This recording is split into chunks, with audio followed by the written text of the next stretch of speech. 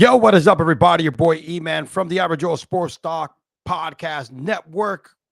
And I apologize, I gave you the wrong intro. That was Cigars and Sports, which you had last Friday. Go and check out our channel. Me and my boy Jim at Charles from Bravery Sports on the dial. He came over and we spoke some fantasy content, predictions, and previews of the AFC and the NFC North. Just give it a little plug, man. Go watch that. Really good stuff. 2 hours of exciting stuff and fantasy content, which you're going to be able to use for your fantasy league. So check them out, man. Back at it like a bad habit. The Unscripted Sportscast, giving you another edition. And want to stay on the same tip here, man. Want to stay on this whole kick. I want to preview the NFC East, all right, and then give you also my picks, my best fantasy targets, who you should target in the draft, all right, for your fantasy football team if you want to win your league. And, of course, there's a couple of avoids in there. I'm going to give you some targets, whether they're locks, there's going to be some sleepers, and even some players you should avoid drafting, all right? And without further ado, let's get busy. Let me give you the best of the best, all right? NFC East, man, that's my division, all right? That's the division where my good old Giants are from. All right, as we have the cow bitches and on tap over here, the Eagles, the Washington Commanders, aka former Redskins.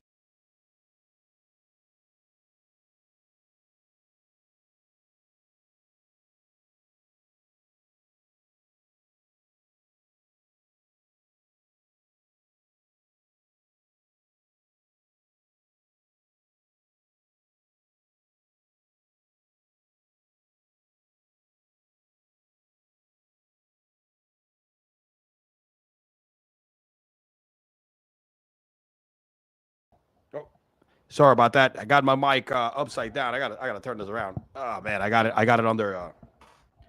Sorry, I apologize about that. I had a new mic set up. I had to dismantle the whole studio setup here because I had some guests in the studio that needed to stay this weekend.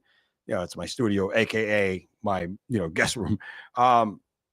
Anyway, what I said, we got to give you the best. We got to give you the East, the NFC East. All right, trending fantasy targets. Let's get busy. Of course, like I said, a lot of good storylines, man. We have some new faces and new places. As we know, Saquon Barkley left the Giants. If you all saw the Hard Knocks offseason, you all know the drama between Saquon and the Giants and Michael Schoen, and I don't want to get into that shit. I mean, why do I want to do that for? You've seen it. Saquon is not happy because the Giants didn't offer him what he wanted it, and he went to the Eagles, which, again, slap in the face for the Giants, but I don't blame him either. Why should I blame a guy for getting paid? I mean, he is dead to me, and I hope he doesn't do well this season. And, of course, we got the Cowboys, who actually came hard at the end of the year, won that division, and they got their asses spanked by the Packers in the first round of the playoffs. Complete upset and complete shit show. I have never been happier. And the Eagles were a team, man, that were kind of had everything under control. They had the NFC East under control without any issues and choked all the way to the end, man, and lost in the first round of the playoffs against Baker Mayfield and the Bucs and the Buccaneers. The Redskins are us. We're at the bottom of the cellar. Excitement for the Redskins. For the Commanders. They have a nice young rookie quarterback here who hopefully I think he might be this year's CJ Stroud. Yeah, I just said it. Stole the thunder. Might be this year's CJ Stroud, and I'm happy for them, which they got. Look, I think they got a really good team. A lot of young talent, right? And we're going to discuss that as we break this team down and we give you the fantasy targets. With that being said, then we got my Giants. There's a lot of excitement about the Giants because we got a nice stud in Malik Neighbors. I think that's the only thing we're really excited about. We have a really good defense. The Giants have a good defense. Probably top 5, top 6 by the end, but when it's all said and done for the year. And I think we're going to be in some games. But so far, man, seeing this gritty team, young team, Malik Neighbors out there burning the secondary of the Lions right now at this inter squad game, and punches being thrown and all that good stuff. I mean, let me preview this real quick. Let me hold this down. But yeah, man, back-to-back days, the Giants have thrown hands out there with the Lions, man, and even one of them being Daniel Jones actually stepping in and kind of, hey, a boy out there trying to prove that, hey, man, listen, I got paid a lot of money, but at the end of the day, I'm here for you guys. But this was yesterday, second day in a row where, give me 1 second,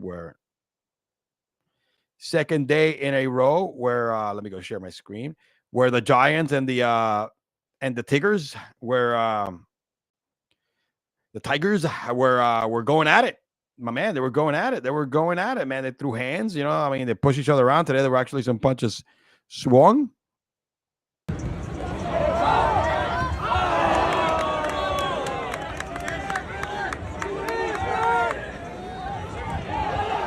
Oh, look at this. Oh, he threw punches out. There you go. His rookie got grip, baby. Rookie don't fuck around. There we go. F him up. That's right, baby. I don't care if you're the defending NFC champs or NFC, whatever the division of them Lions are from. I thought it was the Tigers, the Detroit Tigers. The Detroit Lions, I'm sorry. Bitches. Fuck them up. Pretty good. And I'm going to tell you why they were probably pissed, right? I'm going to tell you why they're probably pissed. Because I think our boy Neighbors has been cooking the hell out of these boys all day. Look at this. Ah, what a catch. We got to see that again. Malik Neighbors again, burning. Ooh, get off me. This dude had no chance. No chance. The second coming of Odell Beckham right here, boys and girls. The second coming of Odell Beckham is Malik Neighbors. I said it here first, okay? He is the second coming of Odell Beckham, probably, hopefully healthier. But look, man, from having a crappy-ass season, I am happy, all right, that we are showing some type of excitement, even if it's short-lived, up in camp right now. Let's talk some division predictions over here. Right now, I think the division winners, the better team, I hate saying this, are the Philadelphia Eagles. And I'm going to come back to the wins. I think the other team that makes the playoffs here is going to be the Dallas Cowboys. It is what it is. The most improved team is probably going to be the Commanders. And I don't think, it's not like we're going to have a bad season. I don't think we're going to have a playoff season. As a Giants fan, I'll be realistic to you. I think we got to see some improvement on the offense. But we're going to lose to a lot of better teams. It is what it is. We're not, not hating, just stating the facts. And talking about wins, I like to take a look at these betting markets, man. All right, let's take a look at these betting markets right now. I want to take a look at the wins over and under for you folks. Let's start. Hold on a second. Let me go back to... Let me get my little spot right here. Let's talk over and under wins. Well, sometimes you just have to hawk Tua and spit on that thing, Let's start with the first thing that pops into mind here. All right, let's go with the Giants. Let's go with my New York Giants. Right now, the New York Giants over and under win totals for the year for 2024. According to, this is all from BetMGM. All BetMGM odds is set at 6.5. Well, I think the Giants are going to win more than 6.5 games. Most likely, I think they're probably going to push. All right. The odds right now are at minus 140, which states that they should win more than 7 games. When I look at the schedule, we open up the seasons against the Vikings. That's a win. That could be a win. The Commanders, I think our defense can rattle the young guy. That's a win. Week 3, the Browns, that's a loss. That defense is too damn good. Dallas, gosh, I wish we could beat them. That's a loss. Seattle, that could be a win. So through 5 games, we could be 3-2 or 1-4. Realistically here, or 2-3. Most likely we could be 2-3. I think the Seattle game is kind of an iffy. Week 6, we got the Bengals, 7, the Eagles, the Steelers in week 8. I think those are all 3 losses. At this point, if we start 2-3, we got to be 2-6 through week 8. Commanders, that could be a win. or a loss, depending on how they're winning. But I'm going to give that a win. The Carolina Panthers, that's another win. So we're 4-6 through week 10. All right, that's 4 wins. Tampa Bay Buccaneers in week 12, that could be a win, regardless of how well they could be playing. Dallas, that could be another loss. So we're looking now at 5-7 through week 13. All right, we got a bye week there. New Orleans Saints could be a win. All right, now we're looking at 5-7, 6-7. Ravens lost. Atlanta, that could be a win. There's your 7th win right there. The Colts and Philadelphia. So I'm going to say over. Looking at the schedule, taking a complete wag, meaning a wild ass guess, I'm going to say that the Giants can win 7 games this season, and they got to go over 6.5. My prediction right there. I think the Giants are going to go 7-10. So they're going to win 7 games. Give me the over on the wins for the Giants. Next on deck. Let's go over the Commanders. And we got to go do the same thing. Win total is also set at 6.5. I mean, horrible line, but I do like this rookie quarterback. Based on the odds, the Commanders are plus 105 to finish with 6 or fewer wins. And the probability of that is 48%. All these odds are, according to the bets MGM. Now, the odds makers are more likely to finish 7-10. Currently, the Commanders 1-125 to bag 7 wins. Let's take a look at their schedule. Week 1, the Tampa Bay Buccaneers. That could be a win. That could be a loss. They're going to lose to the Giants week 2. Lost to the Bengals. Arizona with Kyler Murray back. It depends. That could be, let's notch a win there. Lost to the Browns. Lost to the Baltimore Ravens. Win for the Panthers. I think everybody's going to beat the Panthers. I think they could beat the Chicago Bears. Probably beat us in the second game. So we're looking at 3 wins right now. Pittsburgh a loss. Philly a loss. Dallas a loss. They could beat that's 4 wins right there against the Titans in week 13. So at this point, they got 4 wins. New Orleans Saints, I think they could lose to the Saints, lose to the Phillies, Falcons. So they could finish exactly at 6 wins. I'm saying they're not going to win more than 6 games. They're going to win either 6 games or under 6. That's my take on the Commandos. Let's take a look at the next team, which is the Dallas Cowbitches.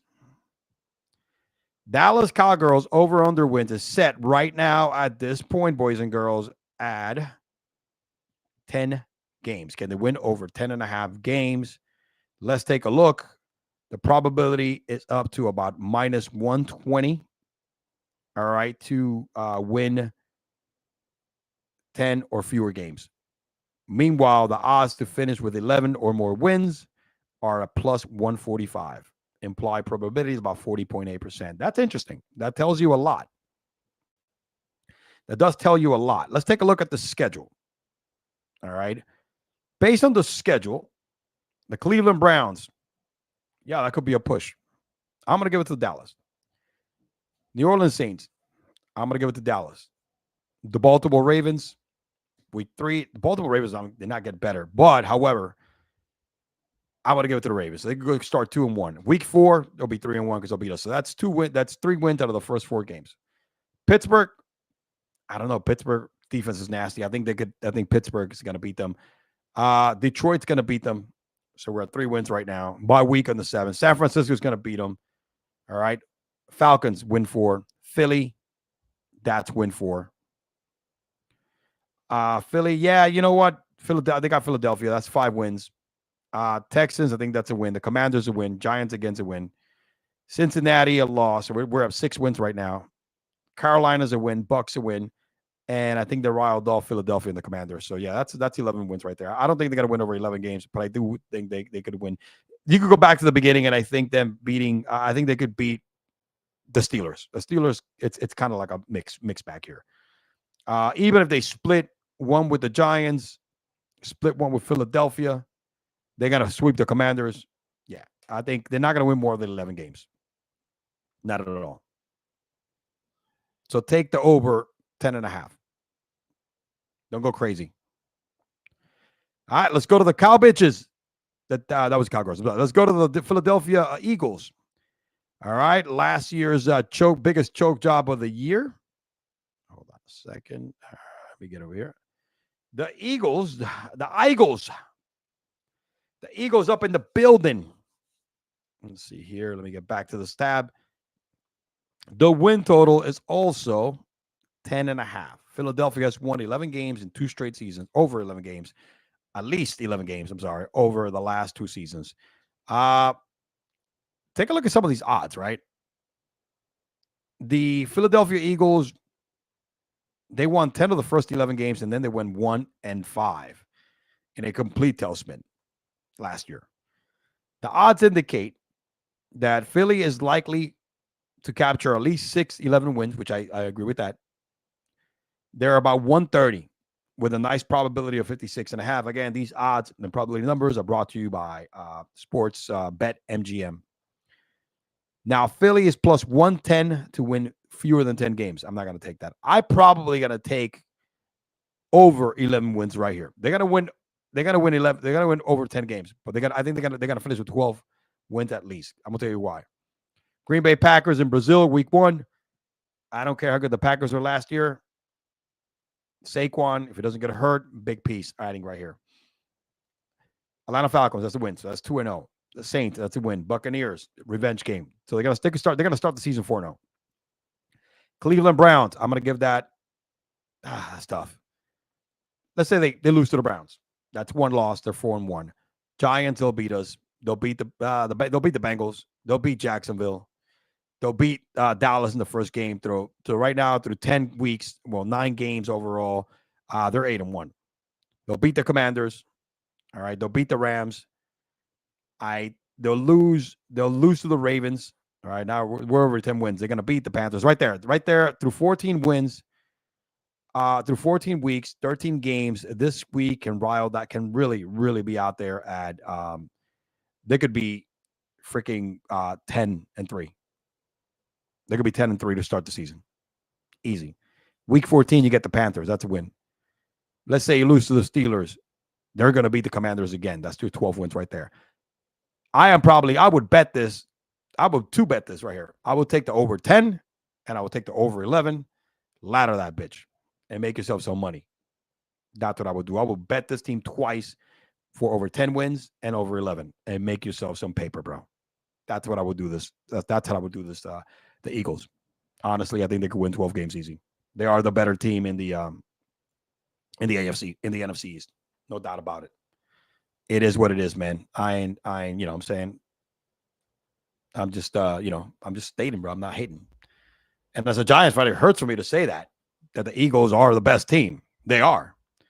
But I do like the fight the Giants have this season coming up, man. Love Malik Neighbors, man. I'm falling in love with that kid more and more. I just want to see it translate to the actual playing field in regular games. So that'll be super dope. Super dope. All right, next. Let's talk some fantasy content, baby. Let's do. Listen, man, we're right in the middle of fantasy season. All right, we are in the middle of fantasy season. So let's talk some. I'm going to give you fantasy targets and fantasy players to avoid from every team in the NFC East. I may not have a bunch. I'm not going to give you like 1,000 of them.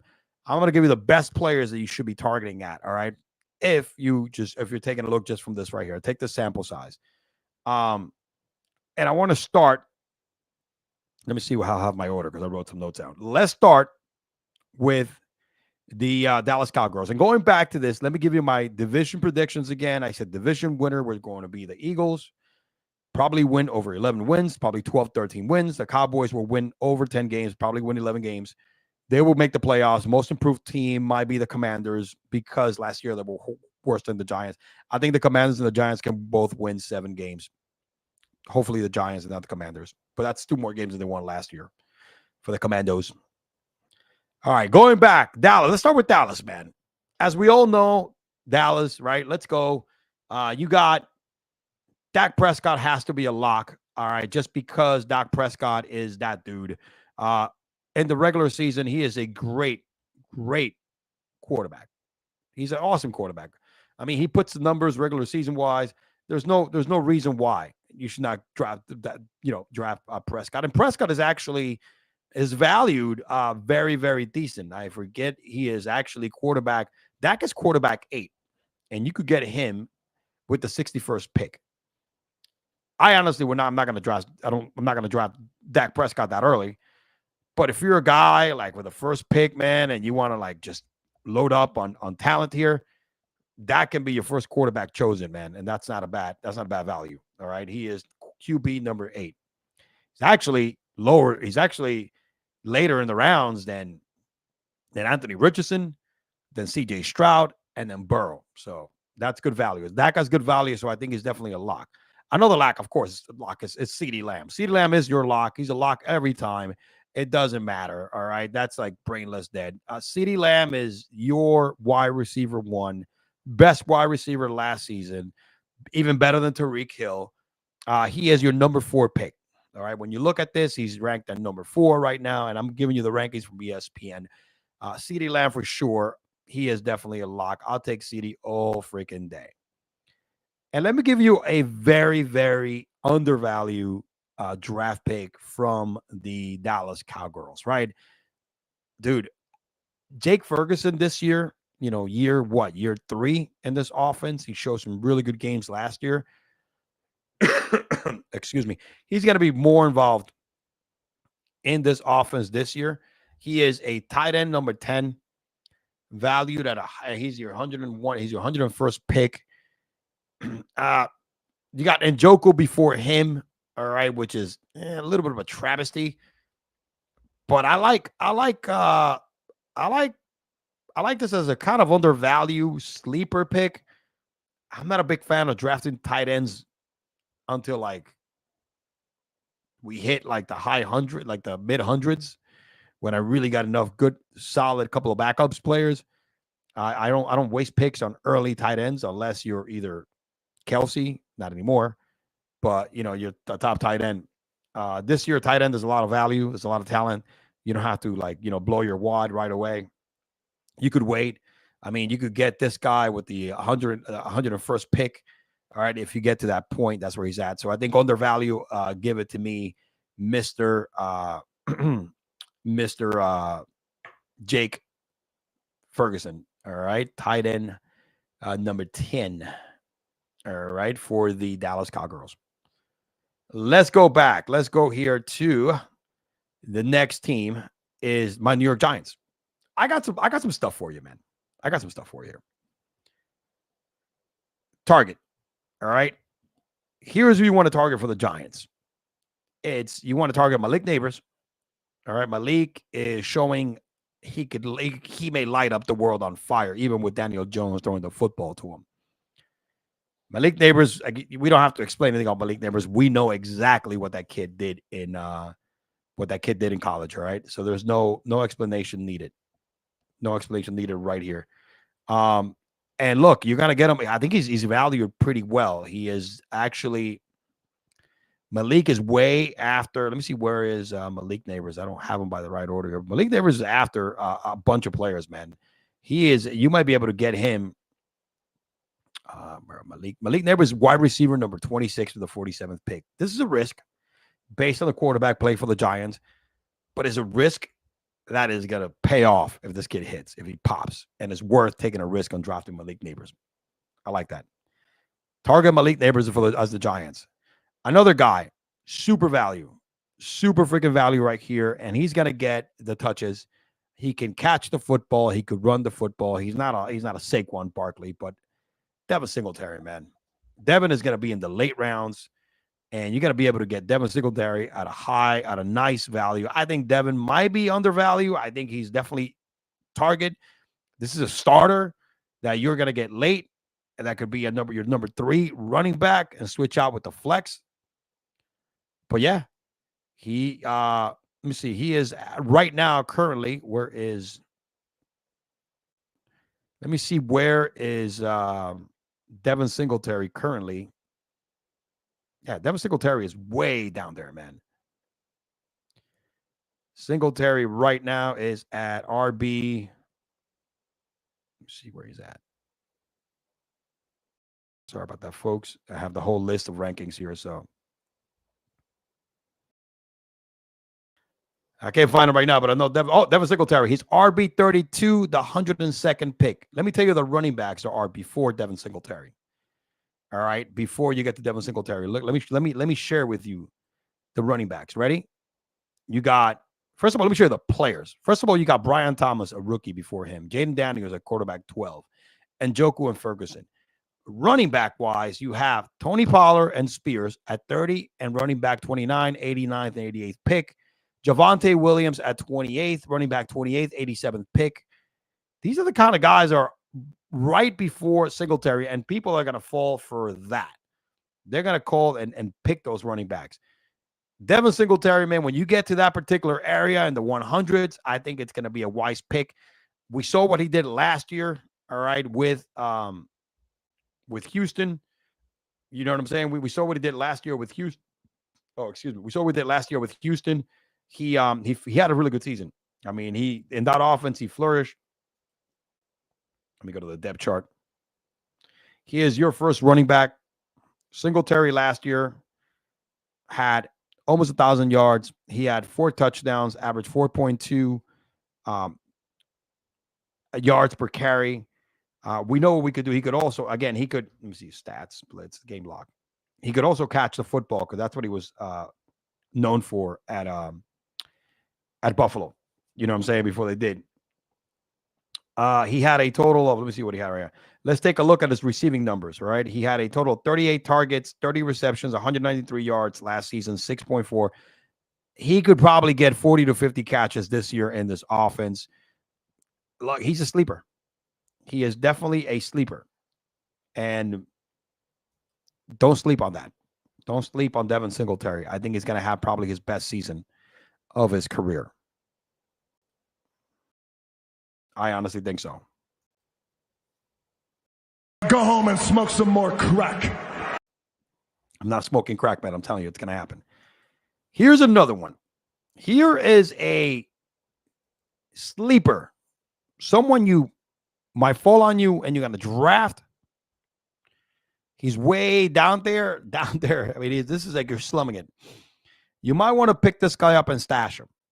All right. Wan'Dale Robinson, his position right now is at 164th pick. Wide receiver 73.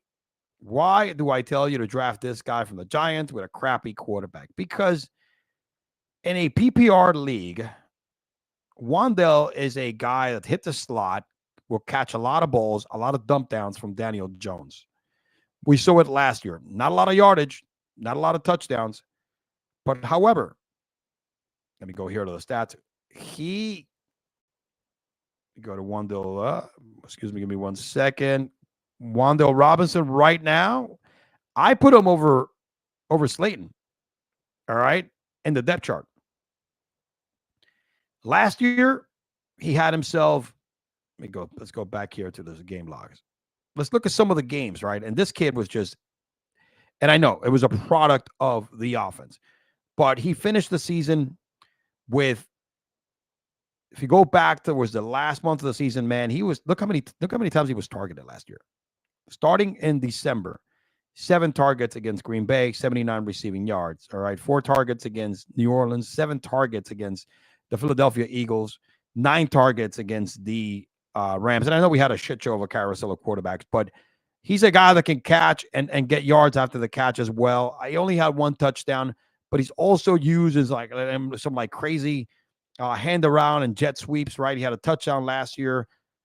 I like Wan'Dale Robinson to be kind of number 2 guy there in New York. And trust me, I think you're going to see some magic, all right, from Wan'Dale. He's not going to win you a league, but he is going to be a guy that you'll be able to have on your bench and then start him when you start getting injuries and also in your bye weeks. Mark my words. You heard it here first. Wan'Dale Robinson. And here's an individual that you want to stay away from if you are drafting anybody from the Giants is Daniel Jones. Yes, Daniel Jones will have a better season, all right, than last season. He will have a better season than last year. No doubt about it. Let me drink some water here, guys. When you do the show by yourself, man, you talk a lot. Oh, man, I'm thirsty. Daniel Jones, look, he's going to if he's healthy, I think it's an upgrade. His team is much more upgraded than they were last year offensively, just by drafting my league neighbors and getting rid of Darren Waller, who's retired. So, and he has some good position players. Yes, I get it. We don't have Saquon Barkley, his number one weapon, his best offensive weapon that he's ever known since he's been in the league. Barkley has been there with Danny Dimes. Why? So there's no, you can stay away from Daniel Jones. Forget about it. Forget about it, man. Daniel Jones should be your backup quarterback in a super flex league. He should be your third quarterback this year. That's it. That's the only time you touch Daniel Jones. If you're drafting super flex and you need a backup quarterback that you need to pick up or buy, he's a cheap option. That's it. That's the only time Daniel Jones is hitting your freaking lineup. Super flex league or 16-team leagues, whatever the hell it is. That's the only time he should be hitting your lineup as a backup. Stay away from Daniel Jones. That's my first avoid out of these two. All right, who do we got next? The Philadelphia Eagles. Gosh, I hate the Eagles, man. But we got to talk about them. And I got some targets, and I got an avoid as well from the Eagles. Why not, right? Why not? Let's talk Eagles right here real quick. And, of course, number one target, and you can never stay away from this guy, is Jalen Hurts, right? I mean, this guy just, all he does is rush for touchdowns. That's all he does. That's your guy. I shouldn't even go into details. I mean, he is valued as one of the top fantasy quarterbacks, right? Back-to-back season, even with a bad year. And I think this year they're going to air it out a little bit more. Saquon Barkley is going to help with his receptions. Because let me tell you something, bro. The goal line is still going to be tush-push heaven, even though Jason Kelsey's not there anymore. But he's going to get a lot of those rushing in. And then Saquon's going to break out for a lot of long yards. And Saquon is also going to be a guy that he's going to hit on a short pass, and he's going to score touchdowns, man. He's going to pass. He's probably going to have his best passing year. They lock down AJ Brown, all right, who's and they also lock down Devontae Smith. They got Saquon. They're poised. They're poised to get busy. Right now, Jalen is quarterback 2 because of his rushing upside. I know he had an off year passing the football, but this year is going to be different. I think he's going to get back to the MVP season that he had the year before in that Super Bowl season where he was just hitting freaking AJ Brown downfield. Absolutely lock him up. Number 2, Saquon Barkley. Saquon Barkley is, of course, your other lock. Saquon's only caveat, injury. That's with any player. But based on the numbers, you know what Saquon has done with a really, really poor man, shitty-ass offensive line. You have to, Saquon has been killing it with the Giants' offensive line for years now. He's going into a scenario where he's probably playing with the best quarterback he's ever had in Jalen Hurts. Also, one of the best offensive line he's ever had, even though it's a little bit of a downgrade from last year. But he's playing in the best offensive line. He's going to run behind the best line in his entire career. AJ Brown in the mix, Devontae Smith, Dallas Goedert. I mean, this team is loaded, okay? Even Austin Watkins is all the way in the back. They even got Paris Campbell, who he played with the Giants last year. So it's a very different scenario. Saquon healthy, you may see shades of Saquon from when he was like the number one fantasy pick a few years back after his rookie season. No, it is what it is. Ain't no doubt. I ain't trying to BS you. Saquon is your other guy, man. And the next pick that you target, draft him if you get him, but I think he's overvalued. What I mean by the next pick, what I mean by an overvalued draft pick. An overvalued draft pick is I think his average draft position is higher than it should. And I'm not saying not to draft this guy, but if you're around the neighborhood of the 7th, 9th, 10th, or 11th pick, be cautious about AJ Brown. AJ Brown is the 6th wide receiver, because this year we're wide receiver heavy in the first round, all right? I mean, in the first round, in the top 10, I'm sorry.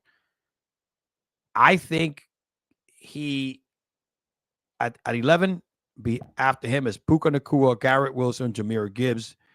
This is when you want to make sure you have yourself a running back. All right, Kyron Williams, Isaiah Pacheco, Travis Etienne. These are all the rankings right here. PPR. And remember, Saquon is going to take targets away from AJ and opportunities. So I think AJ should be best suited at a 16 or 17. Maybe the wide receiver, not 4. He's wide receiver 6. He's probably wide receiver 9. I'm not saying not to draft AJ because he's an animal. He's a stud. I would never say that.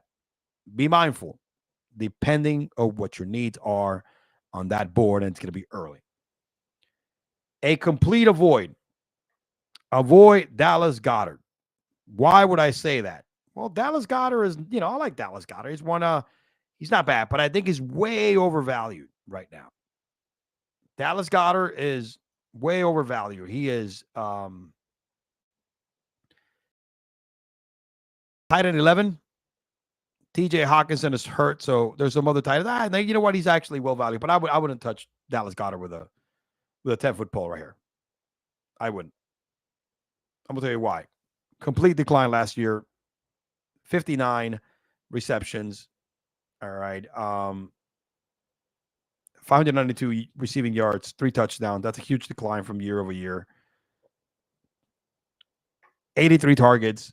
He will be the individual, that's going to get the least amount of looks from Jalen.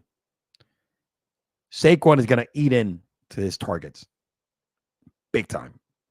Saquon is going to eat into everybody's targets, but more so Dallas Goedert. I would stay away from Dallas Goedert with a 10-foot pole. I wouldn't even touch him with a 10-foot pole. Not trying to hate on Dallas Goedert. I think he's a hell of a player. But goodbye. What is the next team here we're going to talk about here, buddies? What's the next team we're going to talk about here? Let me get over here. All right, so we spoke about, all right, we got the last team, last but not least, the Washington Commanders. And I got some stuff for you here, man.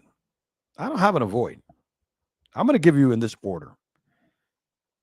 Jaden Daniels, to me, has the potential to be this year's CJ Stroud. All eyes are on Caleb Williams. All pressure is on Caleb Williams. Caleb Williams is going to fold like an accordion. CJ is going in a situation, all right, where his team, it's offensively is better than last season. All right. So there's 2 rookies, but he's going in with no pressure. He doesn't have to kill it this year. All right. When you look at this lineup, let me pop up with a depth chart. Austin Eckler, Brian Robertson. Austin Eckler is going to be probably the running back 1.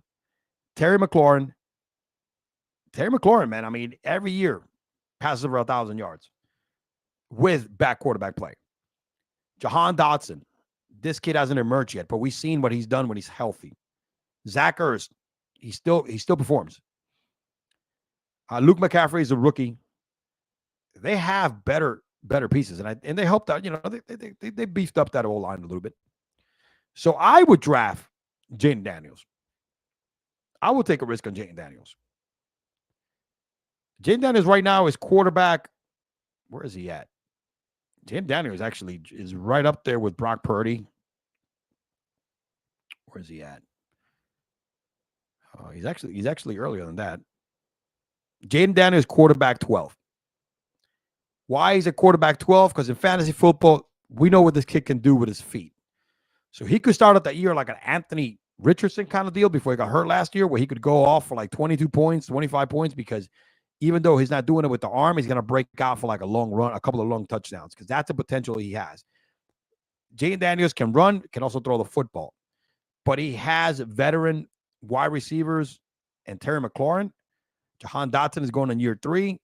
I like what he has around him. Excuse me. I like what he has around him. So I would draft. Jaden Daniels is a target if you are looking at the Washington Commanders. Next, I just mentioned his name, Terry Scary McLaurin. Scary Terry McLaurin. This guy is with inconsistent quarterback play. All he does is put numbers year after year.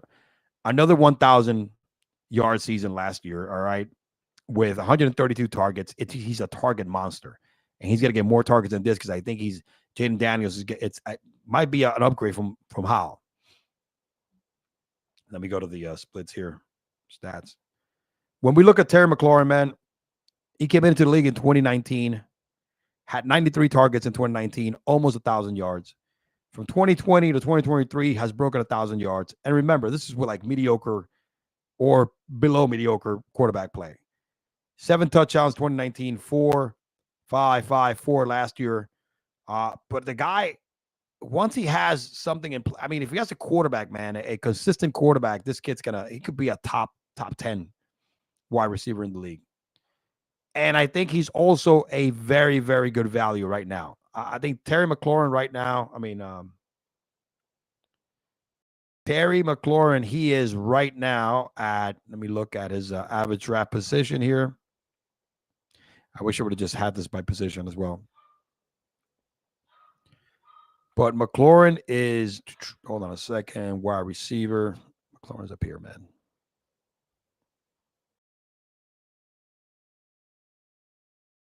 All right. I don't know what Terry McLaurin is. I can't control find either. So I'm seeing McLaurin here, Terry. Hold on. I could have done this right here. Guess I can. I can't really find it. Well, I can't find. I got my list up here, man. I don't have it sorted. I just have all the draft picks. So, but he's not low. He's actually in the 100s. But Terry McLaurin is a great value. 1,000 yards the last 4 seasons. Target hog. I would draft Terry McLaurin in a heartbeat because he's a starting wide receiver that might be your 3rd wide receiver taken off the board, depending on where you're drafting. Even 4, if you're going the 0 or running back route. Terry is a pick, is a nice pick. Huge target potential because that's what he does. He gets nothing but targets, and he's due for a breakout season with consistent quarterback play. And I guess you want to call her a sleeper on this, even though this guy's been the man. Running back 31, 90, who will be the starter, Austin Eckler. Austin Eckler did have a huge decline last year. It's okay. But the value he's bringing at his current position, running back 31, this could be your 3rd running back this could be the 3rd running back you're drafting on your team, and you're drafting a guy that could produce. You know what I mean? You're drafting a guy that could produce. Let me go back here to the depth chart. Let's pull Austin Eckler. I know last year was it was a bad year. Last year he had 179 carries, 628 yards, 5 touchdowns. Let's see y'all right here. Let me go. Boom. Let's go back here. One thing that he brings to PPR is last year, again, bad running year, 3.5. He's like a rear over 4. But receiving still caught 51 balls and had 74 targets. And with a rookie quarterback, when you have a running back that can run the football like this, you know what I'm saying, that can also catch the football, it's a security blanket for him. He's going to get him out of a lot of trouble. And I think he's going to be a security blanket for Jaden Daniels. So it's a good signing by the Redskins, by the Commanders. So I think it's a draft, not so much of a sleeper because people are going to be eyeing on him. I think it's more of a breakout risk, kind of risk high reward, because he's running back number 31. Right before him, you got Tony Pollard. All right, let me see who else. Look at the running back before Austin Eckler. Tony Pollard, Spears, back-to-back players. Javonte Williams. So, look, it's definitely a risky play, but I think it's a play with a big boom. It's a boom.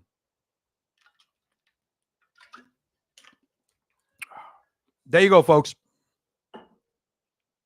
Your NFC East fantasy targets and certain players to avoid from that division.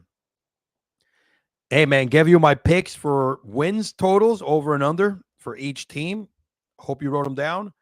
Bet them the way I just told you, especially Philadelphia. Give you my division prediction winners. Give you my who I think is going to be the most improved team in that division. And, of course, some fantasy content, man. Woo, man. Had a lot to say in 45 minutes. Got it down. I want to thank everybody. Go ahead and check out Cigars and Sports. Me and Jim had our most previous episode last Friday. We had Charles from Bravery Sport as a guest, and we broke down for you the AFC and NFC North. Same thing, players, target players, sleepers, and breakouts, and locks, and also division predictions, and also over under wins. Go check it out. Lots of good content. Get ready for the NFL season, boys and girls, because we are only a few weeks away from drafting. This year, I'm taking it easy. 2 big leagues. That's it. Unlike, 7 last year, 5 the year before. I need to get back to basics. I'm sticking to the moneymaker. First draft for me is August 18th. Not crazy about how early that is. And the next one is probably going to be the weekend before August 30th is what the other league does, man. One goes a little bit soon. The other one goes a little too late. With that being said, I'm getting ready, man. I got my research going on. I got mock drafting left and right. And, mock drafting is usually for fools, but at least it kind of gets you to do the practice.